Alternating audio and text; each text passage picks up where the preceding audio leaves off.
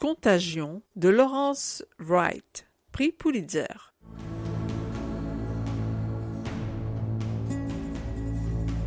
En Asie, 47 personnes succombent à une fièvre mystérieuse.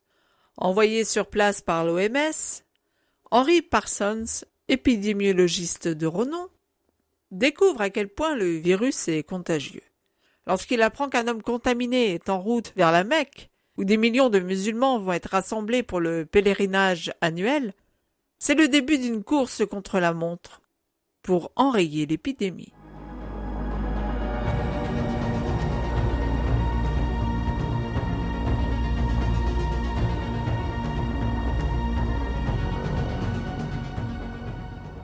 Écrit en 2019 et édité aux États-Unis en avril 2020, en plein milieu de la première vague du Covid-19, on peut dire que lire ce livre de Lawrence Wright secoue pas mal. Impossible de ne pas faire le rapprochement puisqu'à part la typologie des victimes, ici ce sont plutôt les jeunes qui sont atteints de la maladie et non les personnes âgées dans la première vague, les faits se ressemblent étrangement. Le virus qui se répand sur la planète est lui aussi, tout comme le nôtre, un coronavirus, mais du type H1N1, c'est-à-dire un pendant de la grippe espagnole qui a muté et fait souche chez un patient zéro parmi les prisonniers d'une île d'Indonésie. Le virus va y tuer 47 personnes, dont les médecins occidentaux venus sur place faire des prélèvements. Henry, un virologue, arrive à son tour en compagnie d'un chauffeur de taxi qui l'amène jusque-là.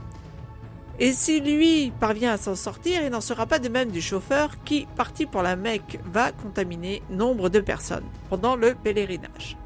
Dès lors, le virus va se répandre dans le monde entier à la vitesse grand V, produisant une pandémie mondiale qui va décimer une grande partie de la population. La question qui se pose alors est la suivante. Le virus est-il d'origine humaine, animale, ou s'est-il échappé d'un laboratoire après manipulation ? Et si c'est échappé d'un laboratoire, dans quel contexte cela s'est-il fait? Sciemment ou non? Est-ce une arme de guerre? Parallèlement à la pandémie qui secoue le monde, les enjeux géopolitiques se réorganisent. L'Iran accuse l'Arabie saoudite d'avoir répandu le virus depuis la Mecque et lance plusieurs attaques envers l'Émirat, tandis que les États-Unis, eux, pensent que la Russie est à l'origine de la pandémie, d'autant que les Russes semblent avoir un vaccin qui minimise les symptômes meurtriers du dit virus. Lawrence Wright, l'auteur qui a remporté le prix Pulitzer, n'épargne personne avec ce roman d'anticipation.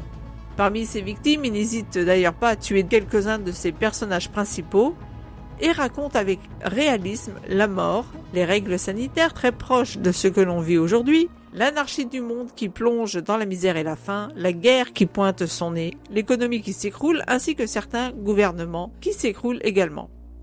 Cette partie est vraiment intéressante et bien menée et est accompagnée d'une documentation sur les virus qui enrichit le lecteur sur l'origine de ceux-ci, comment ils se composent, la teneur des recherches qui s'opèrent et les différents modes de transmission, etc.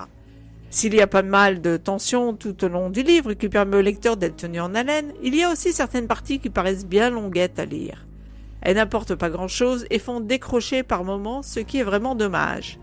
Le livre aurait vraiment gagné à être amputé de ces passages sans grand intérêt et qui pourrait même faire refermer le livre sans aller plus loin dans l'histoire, ce qui serait évidemment dommageable. C'est un livre réaliste s'il en est, c'est avant tout l'aventure d'un scientifique qui se bat pour survivre afin de sauver le monde et sa famille.